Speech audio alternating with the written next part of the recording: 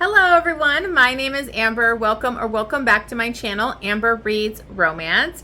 Today I am excited because I'm going to be doing another tag video. I love doing tags sometimes because sometimes it can be like a fun way to dive deeper into certain things with questions. Might be kind of chatty or just diving deeper into than just the basic book rec kind of videos that you might do on your channel. So I think these are always really fun to do, and a big thank you to Jenn from the Book Refuge because she actually tagged me in this and I was so excited to do it.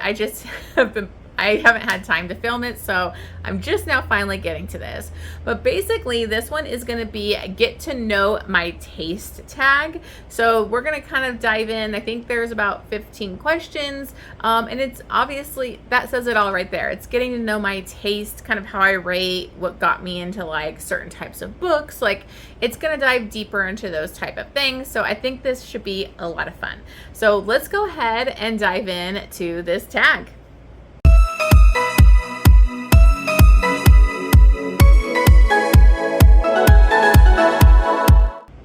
Okay guys, before I get started on the questions and diving into this, I'm going to link down below the person that created this. I think it was just one booktuber. I don't know if Jen had said it was a couple different people had created it, but I know one of them was Thoughts on Tome, so I'm going to link that video down below. And if I remember, I'll try to remember to link Jen's video. And then I also did see Crystal from Crystal's Bookish Life, who I also love. She had recently done this too. So if I remember, you know, I'm bad about that kind of stuff. But anyways, I will have the questions listed down below for anybody to do this if you are interested in doing this tag video. So let's go ahead and get started with the questions. I will be looking down at my computer here because that's where I have all these questions listed here. Now, I didn't really grab any books ahead of time, so I might have to take a pause here and there to grab a book, who knows, or I might just put it up here. I don't know where this video is gonna take me. I just thought it'd be kind of fun to just chat it up here and kind of do it on the fly a little bit with looking at the questions. Okay, let's get started. So the first question is, how do you rate books? Give a quick rundown how you do your star ratings, or if you don't use star ratings, how you evaluate your books. So that is a really interesting one because I think rating is so hard to describe for me because I'm more emotional based and how a book makes me feel. I will say that I changed my rating system the last couple years after watching Jenn from the Book Refuge do 6-star reads. That really helped me a lot because I do give a lot of 5 stars. I'm not as harsh as some people on like reviewing books. If it makes me feel good, if I cried, if I'm feeling all the feels, if it was good writing, all that kind of stuff, good character arcs and development, all that kind of stuff, I'm usually pretty easy to give a 5-star. So I loved how Jenn did this 6-star thing because it actually helps me to kind of differentiate between like a 5-star and that book that is just so special. So like my rating system, I do have the 6-star reads. And so those are like easier for me at the end of the year to see my top books of the year. And then it's always fun to kind of talk about all my 6-star reads from the year as well. So I am trying to be a little pickier, but you know, sometimes in the moment, a book will really hit me emotionally and just have me crying and all my feels, and just moves me in a way that I have to give that 6-star rating. So a 5-star is, you know, basically a fantastic book. I didn't have any complaints. I loved everything about it. It moved me. I was emotional. I love the characters. The writing was good. All of that kind of stuff. A 4-star is where something's just, it's not perfect. It's not a fully a 5-star book, but I still really enjoyed the book. And then I'll start going down from there. So then I do a lot of 3.5 or 3 stars if I have issues with the book. Now again, a 3.5 star for me might be a good book that I might still recommend because based off trope or certain things, it wasn't a horrible book, but I just had some issues with the book that I kind of had to dock those stars. Now the lowest I've ever rated, I think I did give a 1 star, and that is really rare because I try not to give 1-star reviews. I was really bad about not DNFing before and like forcing myself to finish a book. I don't do that anymore. I will DNF. If I am not enjoying it, I'm going to DNF it, because I don't want to have to give like a 1-star scathing review. If I DNF something, I'm going to DNF it. I'll put it in my DNF tag kind of shelf in Goodreads, and I won't rate it. So that's kind of something I'm trying to be better at, is like not just forcing myself to stick with a book. Like, I shouldn't be doing that. So again, and then so I think I've done like a 1 star, but that was an arc that I read that I was very angry about, and that's really crazy for me to give like that bad of a review to one. So I think usually the lowest I'll go is like 2.5 stars. And sometimes those are books like I had to read, or I thought were going to get better and I pushed through and it just pissed me off, or something that happened at the very end that really pissed me off.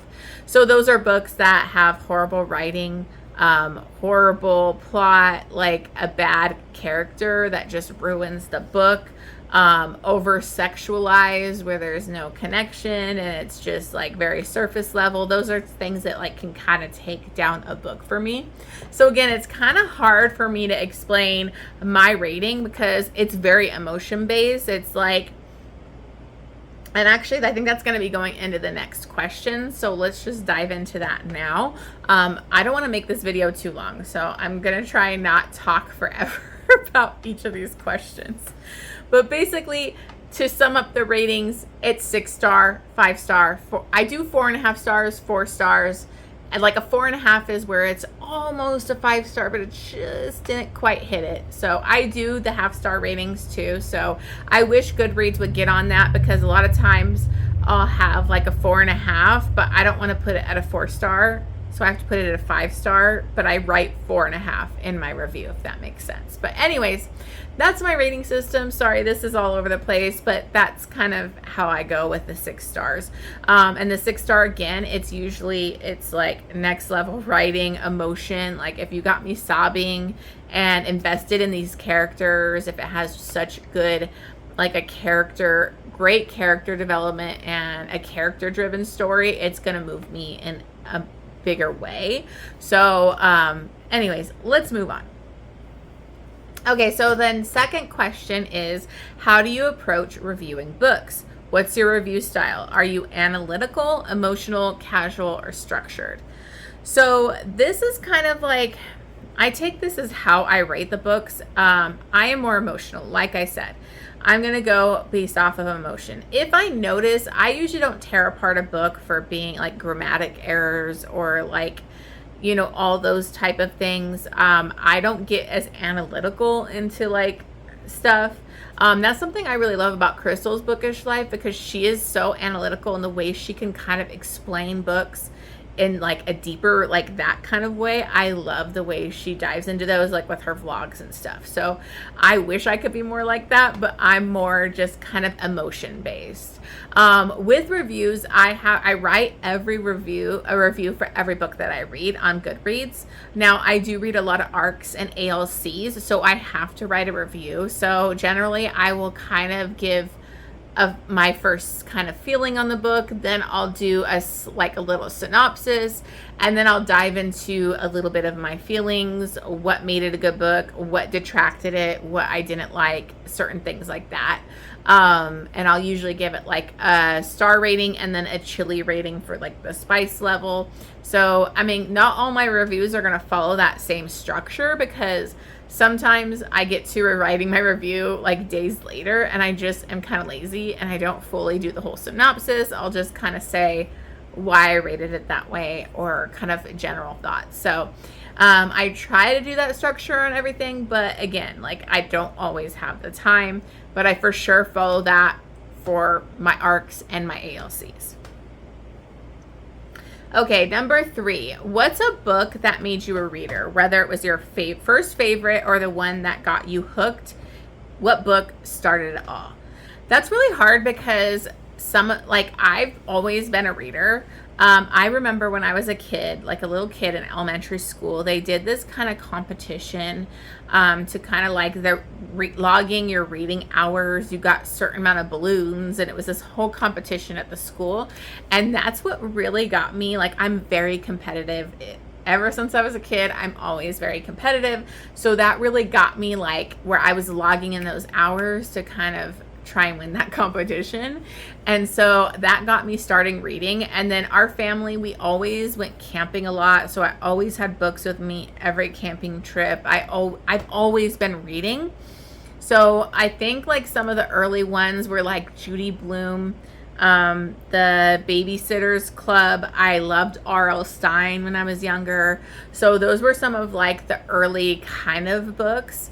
But one of the first books that I've talked about before that got me into romance, let me grab it real quick.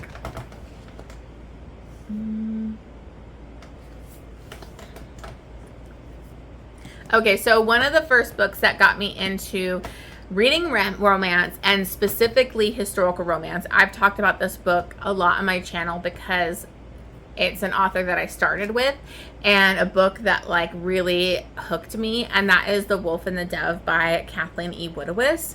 Again, I don't know how I read this at such a young age and fell in love with it, because there is some really dark content in this. There is like SA that's happening in here, and it's dark, you know.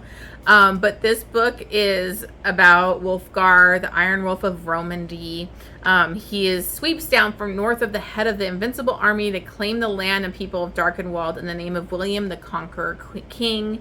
So this is a Saxon blood. Aislinn, it's like kind of a captive, and he kind of forces her to be with him. And so it's very dark. It's a very dark romance for historical romance, but I freaking loved it. So I always bring this up because it's such a nostalgic thing for me. I always think about this book when I first started getting into romance and historical romance, and I like loved Kathleen E. Woodiwiss. She's like one of the first historical romances. Maybe she was the first historical romance authors. I mean, this is very bodice ripper type of stuff that maybe not a lot of people really love nowadays, but this is like kind of what started it all for me. I loved this so much. So yeah, I love historical romance. That's what I first got into as a reader, and I love it. So okay, so number 4, do you have a genre niche? Are there certain genres you gravitate toward, or do you read widely across genres? So I will say I went through my romance kick, then I went to like thrillers and stuff way back. And then I wasn't really reading a lot in college, except for like college stuff. I wasn't like taking the time to read for me. And then when 2020, like COVID happened, I started really diving back into romance reading. And so I primarily only read romance now. Like, I don't read a lot of thrillers. I read romance. That's why my channel is called Amber Reads Romance. That's all I read now. So I, stick to a lot of contemporary. I still love historical so much. I love historical romance. I read a lot of dark romance, taboo, all that kind of stuff. So I definitely primarily read romance now. But, I think it would be fun to start like slipping in a thriller here and there. But I just have such an endless TBR of romances I need to get to that I just never take the time to do it. But definitely primarily romance. Okay, number 5. Do you generally prefer character-driven or plot-driven stories? This is easy for me because I can just look at my top favorite books and they are all character-driven books. A case in point I can bring up right here is the Boys of Tommen series. These are like my 6-star books. Those books are so character driven. I mean, they are long. When you look at how long these are, this is on one couple, and these characters are so well developed. It's very slow burn. It's so much page count for just one couple that you are, and it's not just even on that couple, it's side characters. So in Binding 13, Keeping 13, that's about Johnny and Shannon. But Joey, Shannon's brother, is the character that breaks my heart and that I love with every little bit of my soul. This guy is so damaged. He's so it's so heartbreaking. I bawled, ugly cry, bawled hysterically reading those books about, especially about Joey, what Shannon goes through, their home life that does have a lot of domestic abuse and violence, and he has drug addiction issues because of that. It is just heartbreaking, but those characters mean so much to me because Chloe Walsh took the time to really just build a character-driven story. I mean, there's plot going on, but it's very minimal. It's more about these characters. So a lot of times I suffer in fantasy because it's so much on the plot and all these different things going on in the plot that like I lose like the focus on the characters and their romance. So but a good fantasy that is diving deeper into each characters, I think George R.R. Martin does a really great job of this in Game of Thrones series, where it is very character driven, but there is some heavy plot going on in that. But I feel like the characters are what make it that elevated kind of storytelling. So character driven stories all the way, love them. Okay, sorry, I saw the next question and I realized I had to go grab a couple books, so I am back here. So number 6 is, what's a book you love so much that you don't care if others don't like it? What's the one book you love enough for everyone? So this is kind of hard because I read a lot of dark romance and I don't expect people to love the same dark romances that I love. But I picked a couple other books that I think I just love it so much. I don't care. I don't care if you don't love it. I love it. I love these so much. So one I'm going to bring up is a historical romance, and it's a recent author that I hope she just keeps writing these, because this book, I've raved about it so many times. This is a 6-star read for me, obviously, and that is Forever Your Rogue by Erin Langston. I love this book so much. I tried to push it onto Helen. She doesn't read a lot of, historical romance, but we kind of picked a couple of each other's things to read, and so she read this. She enjoyed it, but she's not a historical romance lover. But it still didn't bother me because she did give it a good rating. But to me, this is like 6-star. I cried.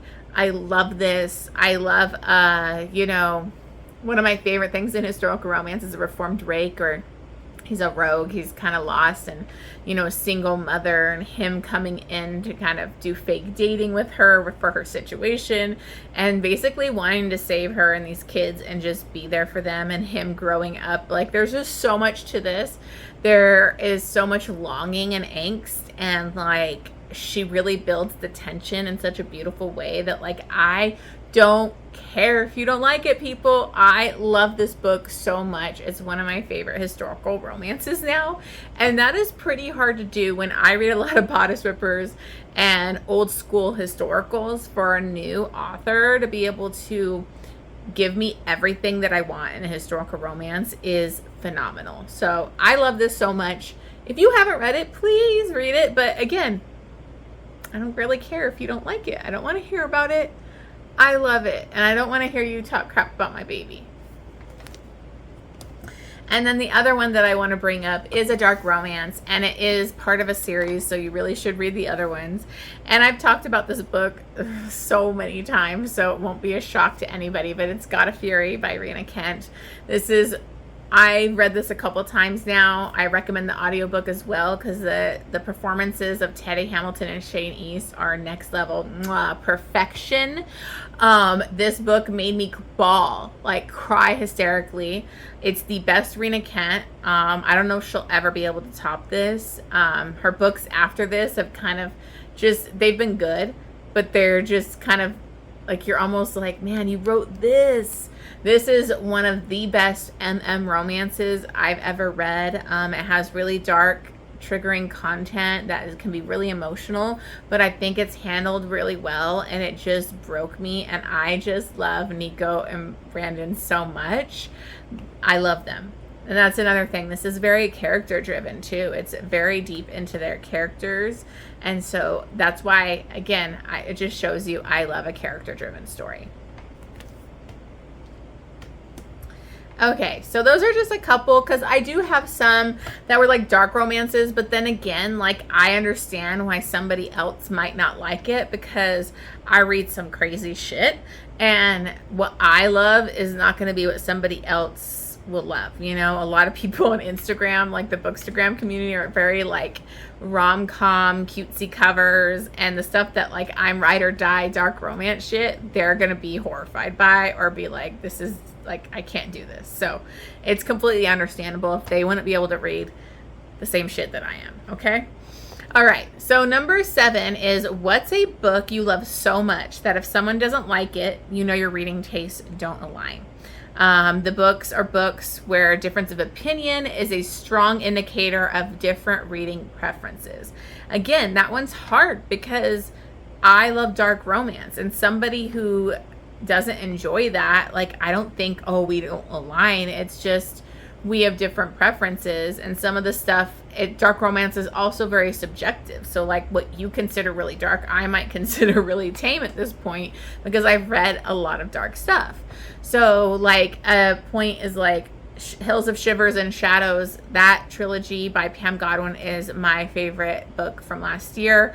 I still think about it. I still like adore it. But would I recommend that to everybody and then think that we don't have the same taste because you don't like it? No, because it's dark. It's dark. So I tried to go with some contemporaries that like I just adore and I think are perfect romances to bring up as an example here. So the first one that I'm going to bring up is Heartless by Elsie Silver. This is one of my still one of my favorite Elsie Silver books. You know, I recently bought the audiobook and I need to reread it because I do want to still see, after reading more Elsie Silver, if this holds up as much. I do love this one. It's everything that I love in a romance. You know, grumpy sunshine, single dad. Kate Eaton is like top book boyfriend material. Willa, she like steals, you know, the show. She's like one of my favorite heroines of like all time. Like, I love Willa so much, to the point when she's in other books and like the text messages and other scenes in this Chestnut Spring series, I feel like she steals the show. Like, she steals scenes because she's so amazing. And I just love this book. It's cowboy romance, you know, rancher, like a hardworking man. And I love that, you know, he's just so devoted to his family and his child. And the third act conflict wasn't the annoying breakup situation. It's like a pause for now and them working through things. And I just really loved this book so much when I read it. It was my top book of that year. I think it was 2022, 2021. I can't remember. The years just fly by. But I love this. So if you read this and you don't like it, I'm kind of shocked. Like, what? Why? Like, what? Why would you not love this? It is perfection. And then my other one is another one of my favorite authors, and that is P.S. You're Intolerable by Julia Wolf. Now, again, these books that I'm bringing up are all 6-star reads. So these are books that moved me emotionally, that the characters were fantastic. It's more character-driven stories. This is like one of the top book boyfriends of all time. Julia Wolf writes the best heroes. They're so swoony, even if they're misunderstood or whatever, where he's like a billionaire and doesn't really know how to, you know, he's kind of awkward and socially awkward and very internal and focused. But you know, his assistant is pregnant, and he didn't even like really acknowledge that until like way later. And then once he does, you know, he is attracted to her and he doesn't want to pursue that, but he like fully steps up and takes care of her and wants her in his life. And his actions and just everything about this man is just amazing. So, you know, Elliot is like top book boyfriend material. I loved this book so much. It's my favorite Julia Wolf.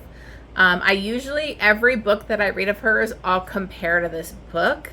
So that's how much I love this book. So this is one of my favorite newer tropes that I discovered recently in the last couple years, is like pregnant but not with his baby, and where like the man steps up and is like fully taking care of the woman and on board. That just is everything to me. So if you don't love this, like, I'm kind of like, oh, okay, well, maybe we don't like the same things. Okay, number 8 is, what is in your trash pocket? What books, tropes, or themes that you know are bad but you love them anyway? I am not ashamed of anything that I read. So like, this is really tough because I read taboo, I read smut, I read alien, I read monster dick shit. Like, I'm not ashamed of anything that I read. I mean, I literally, one of my favorite romances is a spider romance. So he was like in my top 10 book boyfriends was a spider, alien spider. So I'm not ashamed of anything that I read. I will say, if I look at this from like tropes, maybe, I don't know. Like, I think I like pretty much all the same kind of tropes. Maybe ex-boyfriend's dad. I love that. I don't mind. I like accidental pregnancy. Some people just really hate that. So that's kind of tough to do. I will bring up some guilty pleasures, maybe. Again, they're not really guilty pleasures because I don't feel guilt for anything that I enjoy. But some people don't understand alien stuff. Like, I love Alien. I think Ice Planet Barbarians is like kind of a comfort like read. It's always like a good palate cleanser for me, and I love those. And then one that I'll say that for sure a lot of people, this is kind of like a theme or a type of book that most people can't get behind, and that's The Wild by Kay Webster. This is one of my favorite series. It has familial love, if you want to call it that. It is father-daughter romance in this. There's the second generation, which I love, which is like their kids. So yeah, it's crazy. When you say it out loud, it's crazy shit, but I love it and I eat it up and I really enjoy it. It's so funny. I have the Wild and the Free like vlog that I did way back for Kay Webster, and I will get like such hateful comments from people on that video, and I have to like block them because I'm like, you're not gonna shame anybody here that enjoys reading that kind of stuff and shame me for reading it. If you don't like it, get out of here. You don't have to be mean and bully people online. But sorry, that's a side tangent. But it's crazy to me how people will still come after that. And it was an old video and they would still find it. So it's like, you're searching for that. I don't know why the algorithm's coming up with this when it was like years ago. But anyways, taboo, kind of Step Brothers, I don't really think is that bad, but like this one, Hail by Kay Webster, where it's a brother-sister romance, I freaking love that book. So I think those ones are probably the most out there that most people would not be able to handle. Okay, so number 9, do you have any deal breakers in books? Something that if present immediately turns you off from a book. So I have a few of these, and I think most of you that watch my channel will know what this is going to be because it's one of my like constant complaints, and that's just smut and repeated smut or over sexualization, immediate sexual attraction where he's getting a hard on and his cock's twitching and her nipples are hard. Again, nipples getting hard in books instantly, like, it really bugs me. It's one of my biggest pet peeves. But I want more than instant attraction or talking about greater tits and ass are. Like, Julia Wolf does attraction in a really good way where he's literally talking about the arch of her foot and her back and her, like, the way her cheekbone, like, she just does it in such a subtle way where it feels like real attraction, not like, oh, look at her tits, oh my god, she's so hot, and same thing with the female over sexualizing the man. Like, it kind of turns me off. And then I get really irritated when we have a book that's like 500 pages and really like 300 pages of that book is just sex. I don't want repeated sex in each chapter. Like, give me some character stuff. Give me some growth. Give me some connection. I don't just want to hear read one sex scene after another sex scene where you're trying to push the limits to get attention on TikTok or get the attention for these dirty talking lines and smutty stuff. It drives me nuts. Another thing that's really been driving me crazy is like the evil ex. Like, I love it when you can read a book and it's like a supportive ex. Like, I'm so sick of, like, I just read a historical romance from Beverly Jenkins, and it was like a decent book. I didn't love it, but then like multiple women in the book were like all evil to the heroine. And so I'm like, I don't like it when we write all women, other women as like evil bitches. Like, come on, like there's not that, like I want to see women step up for each other, women empowerment, women not bringing another woman down. And if it's always like that in a book, it just feels very mustache twirly, like villain, and I don't like it. Another thing that I don't like, but a lot of people love, is degradation. When it starts the degradation talk, and he's like, you're a fucking slut, you little cum dumpster, you little blah, blah, blah. Like these disgusting terms and talk degrading her. And it turns me off fast, so fast. If you have that mixed with a good amount of praise during like the sex scene, that's fine. But if he does the degradation outside of the sex too, I'm out. Like, I can't take it. I fucking hate degradation. I'm a praise girl. So if you want to put degradation in there, you better mix in some praise. Otherwise, I am out. And then I also have an issue with a death of a main character or a big character as like a use of emotional manipulation. I had a book this year that we did for a buddy read that they did that as a third act thing. And I felt like it was not needed, and it was put in there to like, oh, I'm gonna fuck with them, I'm gonna get them emotional, I'm gonna kill off this main character just for the fucking hell of it. And it didn't even add to the story, it just brought it down. I almost DNF'd that book at like 70%. I was so fucking pissed off. So that really pisses me off.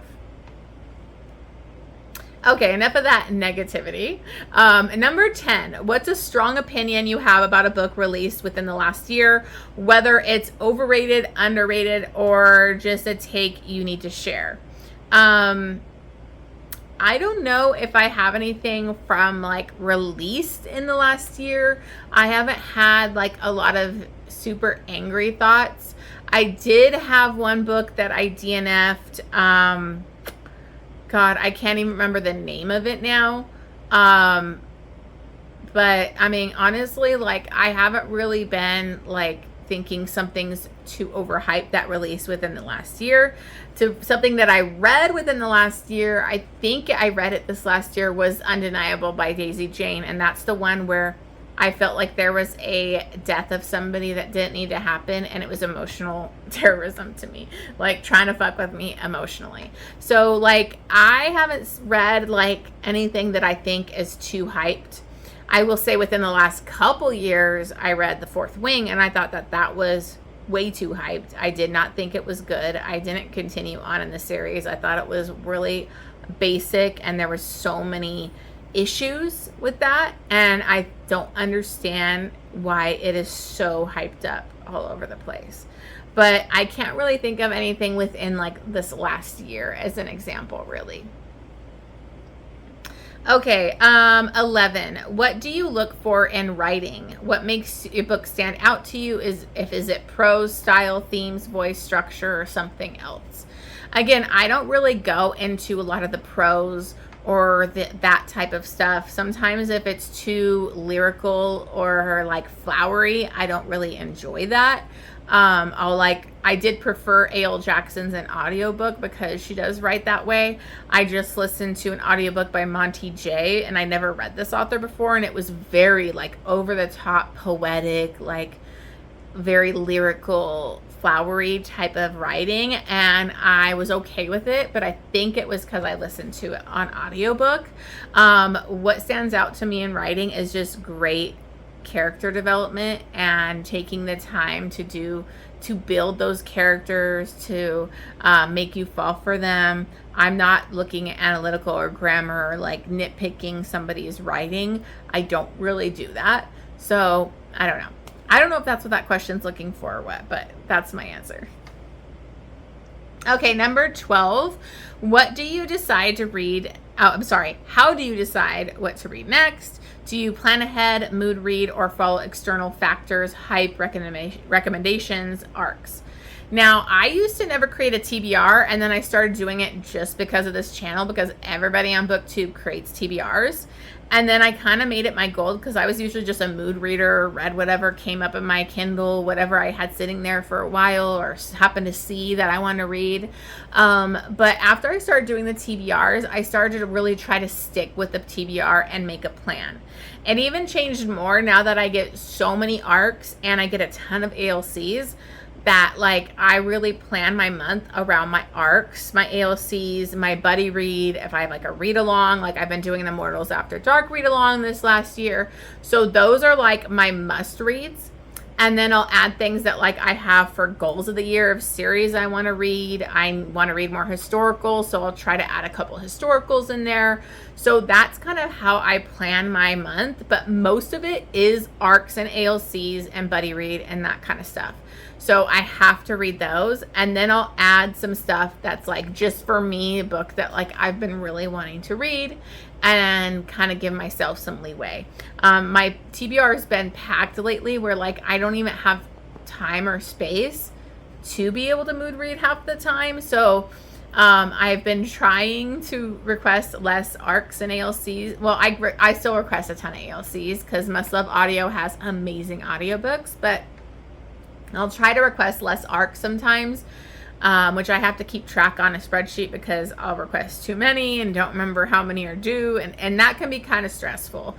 So that's really how I plan my reading, is based on those things. Okay, number 13 is, where do you get inspiration for your BookTube content? What sparks your video ideas, other creators, trends, personal reading experiences? So that's kind of tough. I do think I really get a lot of inspiration from other booktubers for like they might do a good trope recommendation. And I go, oh, I haven't done that yet. I need to do that trope rec, because I've been really bad about filming more trope specific book recs. By the time I only film on like one day on the weekend, and sometimes I just can't film multiple videos in one day. I just get wore out. So I'm trying to get better at that. But basically how my channel, I plan things. I'm not a good planner. Okay. So like, I know like Bex Reads is really good at planning. She'll have it like on a calendar. I know what Helen Reads will like post something with like what's posting which day. I never plan things out. I'm kind of like just planning it that week or that weekend, figuring out what do I want to film? What do I want to post this week? I'm always filming vlogs pretty much monthly. I have multiple vlogs going on at the same time. So sometimes they get up late, sometimes not. And then, you know, I'm trying to fit in other content. So I'll try to do 2 to 3 videos a week. I don't always do 3. It just depends on where I'm at content or how busy I am at work in the week and stuff like that. So basically kind of how I plan my channel is I always have my weekly wrap up. Like I have the ones that like, so that's always going to happen. I'm always going to do weekly wrap up. I'll have a TBR video every month. I'll do my monthly wrap up. Those are the things that are always going to happen. And then I'll usually try to mix in a vlog once a week if I can, if I have it ready or not. Sometimes I'm so behind in my vlogs, so you never know. And I really need to film more trope recommendation videos and get those up. So I'm mixing those in because I do want to do I'm planning on doing more. I've been trying to get these lists together too, of like having enough recs and certain things to post videos, because I do want to do kind of taboo, spicy romance recs and based off of certain sexual stuff. So that's something I have planned I really want to work on. But I do get a lot of inspiration from other booktubers. I'll see them post like, oh, there's this surprise pregnancy. I haven't done one of those. I should really do a surprise pregnancy. But you know, you feel bad. You don't want to like copy somebody else's content or like feel like you're taking their thing. But I think we all kind of get inspiration from each other, and we kind of work it and make it our own. I don't really go based off of like trends or what everybody's reading. I'll try to do vlogs of maybe like a hyped book that like I want to see, is it worth the hype? I'll do that sometimes. And then I'm constantly doing vlogs for like historical romance because I'm trying to bring more historical romance attention to it, and I love historical romance. So again, like that's kind of an all over the place answer, but I do think I do get inspiration from other booktubers, and then you do make friendships with these people, and so you can kind of collaborate and come up with ideas that way too. So it's a great community. Okay, number 14 is, if you could make any book go viral right now, what would it be? A book you think deserves more attention and why? And I will bring this up again. Where do I have it? I think Forever Your Rogue, I would love for this to go viral. I just would love to see Erin Langston get the attention she deserves for this. I know a few booktubers have really brought attention to this, but you know, with like Instagram or TikTok or any of those kinds of things, you're not going to see this. And so I would love for this book to get some love and attention, and that way she's going to continue writing historical romance, because really we know that trend is falling apart. We don't really have a lot of authors writing historical romance right now. I also have The Sun and Her Burn. That was a recent one for Gianna Darling. I loved it so much. The first book I really liked, but the second book just blew me away. This is an MMF romance, and I think she's doing something really interesting. It is a trilogy, so each book, you know, is leading up to the final book, which I think is releasing in December. But so they do have cliffhangers, so it's leaving you on the edge of your seat. But I love the journey that Gianna is taking us on. They are spicy. This one was much more emotional, and I just love the characters. So I would love to see that get some hype. And then obviously When Hearts Awaken by Victoria Lum. That is like one of my favorite books of all time of hers. I connect to it on a deeper level. I was so emotional reading that book because of the what the heroine goes through, her struggle with dealing with PTSD and trauma from her sexual assault, all that stuff. Like, I would love to see more hype around Victoria, because I think she's such a phenomenal new author. So those are just a few. And then the last question is kind of just, who are some this is the last question, is who are some booktubers with the same reading tastes as you, like similar reading tastes? So obviously Jenn from the Book Refuge, I am so similar to her taste. Like, that's why she's my favorite. That's why I watch her nonstop. I always watch Jenn's videos. That's why I'm on her Patreon. I love Jenn. She is such an amazing person, and she usually will feel the same way I do about a book. She reads dark romance. She reads historical. I just really connect to the same things that she reads, and I feel like we have very similar tastes. Another person is what Helen reads. Like, we read a lot of the same mafia, dark romance, that kind of stuff. So I really think we have very similar tastes. Now, I do a buddy read with Bestie Book Reviews. Sometimes we don't have the exact same taste, but a lot of it we do. So like Jessica in particular, she reads a lot of alien, monster, dark romance stuff, taboo. So we do have very similar tastes in that way. So I do connect with her in that. So those are like a few of the booktubers that I just think we have such similar taste. It's like, it's perfect. So that's why I always want to do stuff with them too, because we just connect there. But those are all the questions that I have. Again, like, the last thing would be kind of to tag some people. If you want to do this video, consider this me tagging you. Honestly, like, I think Jenn might have already tagged what Helen reads, but like, I really want her to do this. So I'm tagging what Helen reads. I'm tagging Jessica and Mandy, who are my buddy read girls. You know, I'm tagging them. Hopefully they will do this. I also love Books Forever After Crystal. I think it would be interesting to see all her, getting to know her taste on here, along with April from Happily Ever April. So Those are for people that I'm going to tag here, but if you want to do this video, check out the questions, make a video. I think this is a great tag kind of video to do. All right, thank you so much for watching this, guys. I appreciate you guys watching my videos. Make sure you subscribe, hit that subscribe button, like, and leave me a comment down below, and I will see you guys on the next one.